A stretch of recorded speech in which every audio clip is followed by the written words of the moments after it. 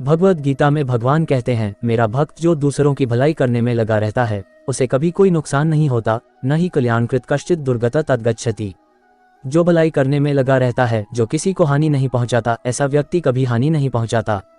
ये प्रभु का आश्वासन है, यह उसका कानून है। आपने जो दिया वह आपके पास आता है। यदि तुम भलाई करने में लगे रहोगे तो तुम्हें कभी कोई हानि नहीं होगी।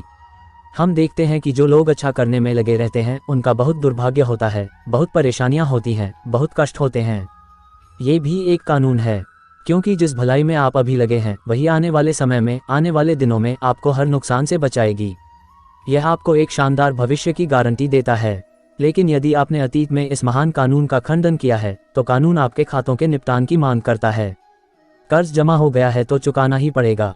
अगर किसी को दूसरों की भलाई करते हुए भी कष्ट हो रहा है तो इसका मतलब है कि वह पुराने कर्ज से मुक्ति पा रहा है। वे अपने आप को अपने बोझ से कितना मुक्त कर रहे हैं। इस प्रकाश में ये समझना होगा कि इसका उस अच्छे से कोई संदर्भ नहीं है जो व्यक्ति वर्तमान में कर रहा है, बल्कि इसका कुछ संदर्भ थोड़ा नकारात्मक अतीत से हो सकता है जिसे साफ और खत्म किया जा रहा है। इसलिए व्यक्ति को कठिनाइयों का भी स्वागत करना चाहिए। किसी को भ्रमित नहीं होना चाहिए और यह नहीं सोचना चाहिए, भगवान ने अच्छा वादा किया था और यहाँ इसके विपरीत हो रहा है। सतह के नीचे कोई विरोधाभास नहीं है। यदि आप केवल सतही तौर पर देखें तो आपको स्पष्ट विरोधाभास दिखाई देगा। कभी कभी व्यवहार के सामान्य क्षेत्र में भी यदि आपने कोई जहरीली चीज खा ली है तो चिकित्सक आपको कुछ दे देता है ताकि जहर बाहर आ जाए। फिर भी बुरे कर्मों से छुटकारा पाना चाहिए। वे शांति, आनंद और पूर्णता की प्राप्ति में बाधा हैं, लेकिन इन बाधाओं से छुटकारा पाने के क्रम में भी थोड़े बहुत दुख झेलने पड़ सकते हैं। ये कौन सा छोटा सा कष्ट है? पिछले वर्षों के भक्तों की पीड़ा की तुलना में ये कुछ भी नहीं है। देखिए चित्तौड़गढ़ की राजकुमारी महान मीराबाई को किस कष्ट से गुजरना पड़ा। देखिए प्रहलाद को कितने कष्ट सहने पड़े, लेकिन क्या उन्होंने विश्वास खो दिया? क्या वे ईश्वर पर अपने पूर्ण विश्वास में रत्ती भर भी डगमगाए? वे जानते थे कि प्रभु का आश्वासन कभी गलत नहीं होगा। फिर भगवान गीता में कहते हैं, कौन्तेय प्रतिजनिहि न मे भक्तः प्रणश्यति। हे अर्जुन, यह अच्छी तरह जान ले कि मेरा भक्त कभी नष्ट नहीं होता, वह कभी हानि नहीं पहुंचाएगा। क्यों? क्योंकि मैंने यह आश्वासन दिया है कि मैं हमेशा उसके पीछे हूँ। चुभन और थोड़ा अप्रिय अनुभव हो सकता है। वे इस द्वंद्व जगत, द्वंद्व की दुनिया का अभिन्न अंग हैं। संसार विपरीत युग्मों, द्वंद्वों से बना है। इसलिए यदि कोई एक विशेष वस्तु चाहता है तो उसे उसके साथ थोड़ी सी दूसरी वस्तु भी मिल जाती है। इसलिए एक दार्शनिक ने चतुराई से कहा, दर्द का कारण क्या है? सुख दुख का कारण है। ये सच है, क्योंकि सुख के साथ सदैव दुख भी आता है। तो भक्त को कोई फर्क नहीं पड़ता, क्योंकि वह भगवान के दृढ़ आश्वासन को जानता है कि भले ही उसे कुछ आकस्मिक असफलताएं और असफलताएं मिलें, अंततः उसे कोई नुकसान नहीं होगा। भगवान भक्त की पीठ पर हैं, वह भक्त का कवच और ढाल है, तो उसे कुछ नहीं हो सकता। इसलिए भगवान पर भरोसा रखें और अपने शिल्प को संसार सागर में उतारें। छोटी लहरों और हवाओं की परवाह मत करो, जारी रखें, सुदूर तट की ओर प्रस्थान करें, क्योंकि इसीलिए तो हम यहाँ आए हैं। ये भगवान कृष्ण के पूर्ण परब्रह्मावतार का प्रत्यक्ष आदेश है। अनित्यम असुकम लोकम इमाम प्राप्य भजस मम। क्षणभंगुर चीजों की इस अस्थायी दुनिया में आकर जो दर्द और पीड़ा से भरी है, हमेशा मेरा चिंतन करो, हमेशा मेरी पूजा करो, हमेशा मुझ में निहित रहो। तब तुम इस आवागमन के सागर को पार कर जाओगे और महान धन्यता प्राप्त करोगे। ऐसा कहकर प्रभु सब सुविधाएं देते हैं। एक बार जब आप विभूति योग के पीछे के उद्देश्य को जान लेते हैं, एक बार आप इसके वास्तविक निहितार्थ को जान लेते हैं, तो आपका पूरा जीवन बदल जाएगा, आपकी पूरी दृष्टि बदल जाएगी। यदि आप उनकी विभूति का एक छोटा सा पहलू भी लेते हैं तो आपका जीवन कभी भी पहले जैसा नहीं रहेगा। यह आध्यात्मिकता से ओतप्रोत होगा। उदाहरण के लिए भगवान कहते हैं, स्वर्गीय पिंडों में मैं सूर्य हूँ। हमें सुबह से शाम तक धूप में रहना और काम करना पड़ता है। तो जब साफ नीले आसमान से सूरज की रोशनी बरस रही हो, अगर आप विभूति योग को याद रखें तो आप पाएंगे कि भगवान कृष्ण स्वयं आप पर बरस रहे हैं। नारायण स्वयं आप पर बरस रहे हैं। यह अकारण नहीं है। कहा जाता है कि सूर्य ही सूर्य नारायण भगवान हैं। नारायण हमारे सौर मंडल में सूर्य के देवता हैं जो जीवन, प्रकाश और ऊर्जा का महान स्रोत हैं। इसलिए हमारे पास सूर्य नमस्कार है। ओम भान्वे नमः, ओम मित्राय नमः, ओम रवे नमः आदि। वे कहते हैं, सूर्य के उस घेरे में उस गौरवशाली नारायण का ध्यान करें जो कमल मुद्रा में बैठे हैं, दिव्य रूप से सुसज्जित हैं, सुंदर आभूषणों से भरे हुए हैं और शंख, चक्र, गदा और पद्म धारण किए हुए हैं। वह पिघले हुए सोने की तरह चमकता है। आप सोच सकते हैं, ठीक है, दिन के समय हम सूर्य की किरणों की कृपा से भगवान को याद करने का प्रयास करते हैं, लेकिन रात का क्या? प्रभु कहते हैं, रात में मैं तारों से भरी भीड़ के बीच चंद्रमा हूँ। इस प्रकार भगवान अपनी विभूतियों का वर्णन करते रहते हैं। वह कहते हैं, जलों के संग्रह में मैं समुद्र हूँ, अचल वस्तुओं में मैं हिमालय आदि आदि हूँ। वह न केवल खुद को दुनिया की सभी अच्छी चीज़ों से पहचानता है, बल्कि वह ये भी कहता है, जुआ खेलने वालों में मैं धूर्त हूँ। जे बख्तरा, वह आदमी जो चोरी से घर में प्रवेश करता है और आपका रेडियो और टेलीविज़न उठा ले जाता है। यजुर्वेद के महान स्तोत्र में रुद्री कहा गया है, जो तस्कर्न पत्ये नमः के रूप में आता है, चोरों के सरदार को साष्टांग प्रणाम, भगवान चोरों के भी सरदार हैं। इस प्रकार भगवान इस सृष्टि की प्रत्येक वस्तु में विद्यमान हैं, इसलिए वे इस ब्रह्मांड को बाजीगर की चाल इंद्रजला कहते हैं। भगवान का दिव्य सार इस ब्रह्मांड में विविध पहलुओं में मौजूद है। हमें यह विभूति योग देकर भगवान हमारे लिए यह संभव बनाते हैं कि हम हमेशा उनके प्रति जागरूक रहें, चाहे हम कहीं भी हों, क्योंकि वह इस ब्रह्मांड के हर कोने में व्याप्त हैं। विभूति योग में सब कुछ कहने के बाद संक्षेप में भगवान अर्जुन से कहते हैं, हे अर्जुन, मेरी विभूतियों के बारे में विस्तार से क्यों बताना, मैं तुम्हें बता दूं, अपने अस्तित्व के एक छोटे से हिस्से के साथ इस ब्रह्मांड को पूरी तरह से व्याप्त करने के बाद मैं रहता हूं परम उत्कृष्ट। संपूर्ण ब्रह्मांड की रचना इस प्रकार की गई है, अनगिनत अभिव्यक्तियों के साथ मेरे अस्तित्व के केवल एक अंश से, और मैं वही हूँ जो मैं हूँ। इसलिए मैं अपने अस्तित्व के एक अंश से अनगिनत अभिव्यक्तियों वाले इस संपूर्ण ब्रह्मांड में व्याप्त हूँ। 9वें अध्याय में अर्जुन का अनुरोध भगवान ने गीता के 10वें अध्याय में पूरा किया। अब अर्जुन कहता है, हे भगवान, आपने अपनी विभूतियों का वर्णन किया है, लेकिन क्या आप वास्तव में मुझे उन्हें दिखा सकते हैं? अर्जुन के इस अनुरोध के जवाब में भगवान ने उसे अपने दिव्य अस्तित्व का वास्तविक दर्शन दिया, जहां उन्होंने अर्जुन को अंदर तक स्तब्ध कर दिया। इससे कोई फर्क नहीं पड़ता कि अर्जुन अपना सिर कहाँ घुमाता है, वह सभी दिशाओं में भगवान को देखता है। वह भयभीत हो गया। उन्होंने सभी चीजों में भगवान को देखा, न केवल सुंदर फूल या तितली में, बल्कि गरज के साथ जीवन और मृत्यु में भी। उसने कहा, हे भगवान, मैं भयभीत हूँ, कृपया अपना सामान्य रूप धारण करें, मैं अब और नहीं ले सकता। तब भगवान उससे वह दृष्टि छीन लेते हैं। ये वह धन्य ज्ञान है जो भगवान ने अर्जुन को केवल एक माध्यम बनाकर सभी जीवों के प्रति अपने महान प्रेम के प्रतीक के रूप में दुनिया को दिया है। महान संदेश है, इमाम प्राप्य भजस मम, लुप्त हो रहे नामों और रूपों की इस दुनिया को प्राप्त करके मेरी पूजा करो और मेरी पूजा करो, अपना प्रेम मुझ पर केंद्रित करो और मेरी आराधना करो। इस प्रकार तुम मुझे आसानी से प्राप्त कर सकते हो।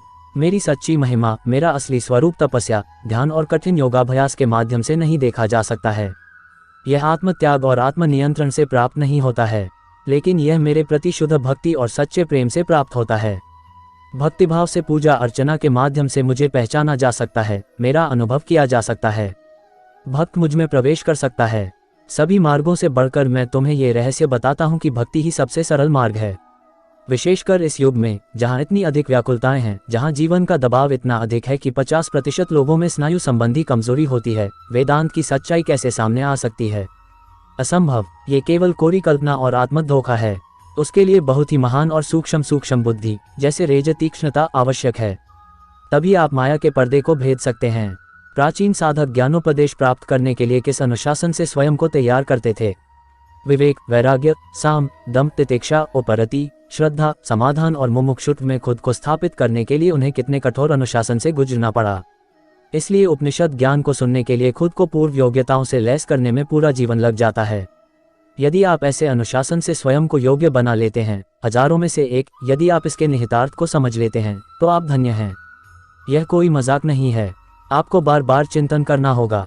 यदि आप सोचते हैं कि आप अपनी बुद्धि से वास्तविकता को पकड़ लेंगे, तो यह एक जंगली रास्ता हो सकता है। किसी समय यह मुख्य मार्ग था, लेकिन अभी नहीं, ये संभव नहीं है। हमारे पास वह क्षमता नहीं है। हृदय का व्यायाम स्वतः स्फूर्त होता है, ये सभी में मौजूद है, इसलिए इसका व्यायाम आसानी से किया जा सकता है। और इसलिए निष्काम कर्म योग के साथ संयुक्त भक्ति योग वह मार्ग है जो राजयोग द्वारा समर्थित है, और आपके पास जो थोड़ा सा ज्ञान योग है उसमें भी मदद करता है। विवेक, विचार, थोड़ा सा उपनिषद पढ़ना, थोड़ा सा वास्तविक और वास्तविक के बीच भेदभाव करना, अवास्तविक, ये सब जरूरी हैं, क्योंकि यह अकारण नहीं है कि ईश्वर ने तुम्हें थोड़ी सी बुद्धि भी प्रदान की है। हमें उस बुद्धि को अपने दिमाग पर हावी नहीं होने देना चाहिए और यह सोचना चाहिए, मैं शंकर या कांट या हेगेल या शोपेनहावर जैसा दार्शनिक बन सकता हूँ। इतना महान बनने का अधिकार हर किसी को नहीं दिया जाता। मानवता के इतिहास की इस दुनिया में कितने कांट आए, कितने शंकर आए और कितने हेगेल आए, आप उन्हें उंगलियों के सिरे पर गिन सकते हैं। वे अपवाद हैं। माउंट एवरेस्ट केवल एक ही है। तो ये व्यक्तित्व मास्टर बुद्धि के ऊंचे शिखर हैं, और इसलिए वास्तविकताओं को पहचानें और भक्ति का मार्ग अपनाएं। अपनी बुद्धि को हर प्रकार से विवेक, विश्लेषण, पूछताछ में सही दिशा में प्रयोग करें। लेकिन सभी प्राणियों की निस्वार्थ सेवा और भगवान के प्रति भक्ति, आराधना और प्रेम तथा प्रार्थना और पूजा को अपना मुख्य आधार बनाएं। यही रास्ता है, इससे ध्यान की प्राप्ति होगी। जब गहन प्रेम के माध्यम से कृपा आप पर बरसती है और आप रोशनी प्राप्त करते हैं, तो सर्वोच्च ज्ञान बिना मांगे आपके पास आता है, क्योंकि भक्ति का फल ज्ञान है। भगवान कहते हैं, बुद्धि योगम ददामि, मैं उन्हें सर्वोच्च ज्ञान देता हूँ। श्रद्धावन लभते ज्ञानम, वह ज्ञान प्राप्त करता है जो विश्वास से भरा है। तो ये चीजें अपने आप आ जाएंगी। आपको किसी भी अन्य चीज से अधिक केवल दिव्य भक्ति की शुद्ध और दिव्य भावना का अभ्यास करना है। इसके माध्यम से तुम्हें ईश्वर प्राप्ति का प्रयास करना है। ये कलियुग निष्काम कर्म और भगवत भक्ति का विशेष मार्ग है, जो विवेक, मन के थोड़े से अनुशासन, विचारों पर नियंत्रण, आत्मनिरीक्षण और विश्लेषण द्वारा समर्थित है। हमें सावधानी से ऐसी चीजों को पढ़ने से बचना चाहिए जो कहती हैं, बिना किसी शर्त के रहो, जाने दो, कभी किसी चीज के बारे में मत सोचो, स्वतंत्र रहो, अपने दिमाग को बिना किसी पूर्व धारणा के रखो। यह अहंकार के लिए बहुत अच्छा है, क्योंकि वह सोचता है, ओह, मैं भी इतना बुद्धिमान हूँ कि इस आदमी की शिक्षा को समझ सकूं और इसे निगल जाऊं और अपच हो जाऊं। आखिरकार उन्हें वही मिलता है, एक गंभीर आध्यात्मिक शूल। एक भक्त के लिए ऐसे उपदेश पढ़ना बुद्धिमानी नहीं है जो उसके अहंकार को बढ़ावा देते हों। यदि वह ऐसी शिक्षाओं पर विचार करने का प्रयास भी करता है, तो यह उसकी बुद्धिमत्ता की कमी का प्रतिबिंब बन जाता है। ऐसी शिक्षाओं को आम उपभोग के लिए उपलब्ध कराना बुद्धिमत्ता की कमी है। भगवान रामकृष्ण परमहंस ने कभी भी अपने किसी भी शिष्य को अद्वैत वेदांत नहीं बताया। उनके शिष्य कोई सामान्य व्यक्ति नहीं थे।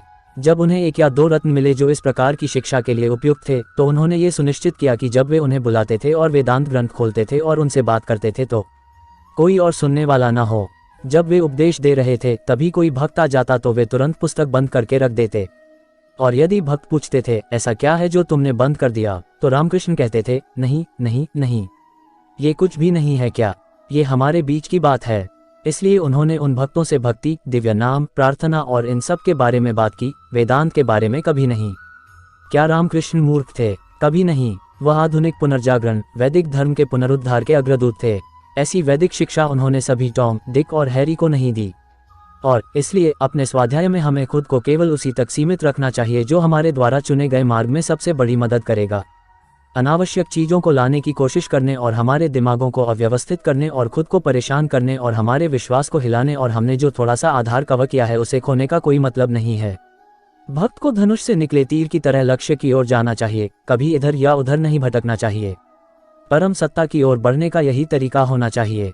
युगों युगों से अनगिनत ऋषियों ने भगवान की भक्ति, भगवान की आराधनात्मक प्रार्थना, दिव्य नाम के अभ्यास की प्रभावशीलता की गवाही दी है।